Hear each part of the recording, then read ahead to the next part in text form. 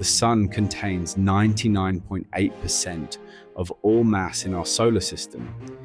Every planet, every moon, every asteroid, every comet, all of it combined makes up just 0.2% of what's out there.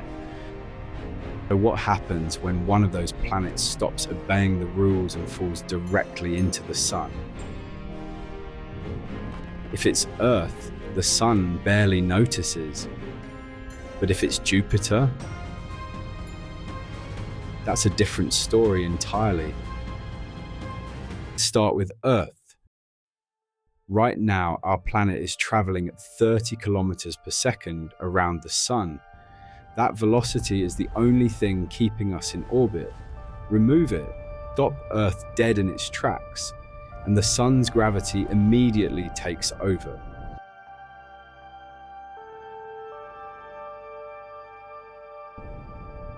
Earth begins to fall. Not explosively, not with fire or drama, just a slow, inevitable drift inward. The kind of quiet that precedes something catastrophic. In the first few days, nothing on the surface seems wrong. The Sun looks the same size. The sky is still blue, but the numbers don't lie. Earth is accelerating, and it will not stop. By day 16, Earth is close enough to the Sun that solar radiation is 40% more intense than anything we've ever experienced. The oceans begin to boil, not slowly, not gradually. The surface temperature exceeds 100 degrees Celsius across the entire planet simultaneously. Within days, the oceans are gone, evaporated into a thick, scorching steam atmosphere. The sky turns white, then orange, then nothing. By day 40, the crust itself is melting. Earth is no longer a planet in any meaningful sense.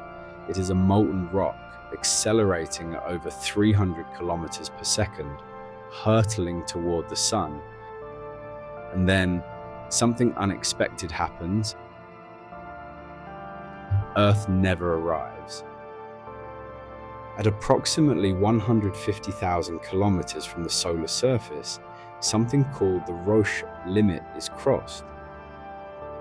This is the point at which the Sun's tidal forces, the same gravitational differential that creates ocean tides here on Earth, become stronger than the gravity holding Earth itself together. Earth begins to crack, then fracture, then shatter.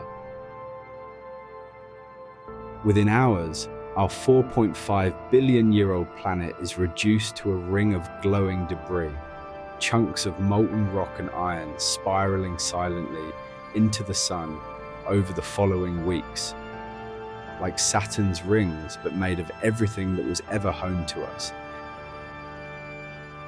And the Sun's reaction to all of this? A ripple, a brightness change smaller than a single cloud passing over on a summer's day. Earth gone, the Sun indifferent. That was the death of a world. Now let's send something the Sun actually has to respect. Jupiter. 318 times the mass of Earth, more massive than every other planet in the solar system combined, and then multiplied by 2.5. If Earth was a marble dropped into the ocean, Jupiter is a bowling ball dropped from a skyscraper. The Sun will notice this one. The moment Jupiter's orbital velocity is removed, consequences begin immediately. Jupiter's gravity is so immense that as it spirals inward, it begins pulling the other planets out of their orbits. Mars wobbles. The asteroid belt, that vast ring of rock between Mars and Jupiter, scatters in every direction. Earth itself may be gravitationally flung outward into a wider, colder orbit, or ejected from the solar system entirely. Before Jupiter has even reached the inner solar system, The solar system is unraveling, and Jupiter hasn't even hit yet. Jupiter strikes the Sun at 617 kilometers per second. The kinetic energy released in that single moment is equivalent to 31,000 years of the Sun's total energy output. Not 31,000 nuclear bombs, not 31,000 years of human energy consumption. 31,000 years of the Sun itself, every second of every day, released at once. A blinding flash erupts across the solar surface. Plasma waves hundreds of thousands of kilometers high roll outward in every direction. And then, something that sounds impossible, the Sun moves. Because Jupiter is so massive, the two bodies don't simply collide. They fall toward each other's shared center of gravity. The Sun physically displaces, shifting its position by approximately 1 million kilometers. The anchor of our entire solar system moves. For the months that follow, the Sun hurls enormous coronal mass ejections across the solar system.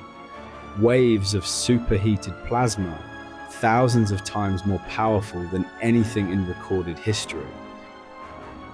Any planet still holding its orbit gets bombarded. Then, slowly, the Sun settles. It is 0.1% more massive now, spinning slightly faster, a little brighter, but it will burn on for 5 billion more years as if nothing happened. 2 planets, 2 fates. One left no trace whatsoever. The other shook every orbit in the solar system and physically displaced the Sun itself. The universe does not care about size, it cares about mass. And in a universe this vast, this violent, this indifferent, even our Sun is just a medium-sized star, quietly waiting for something larger to come along. If you want to know what happens next, what the solar system looks like after Jupiter is gone, subscribe, because that video is coming.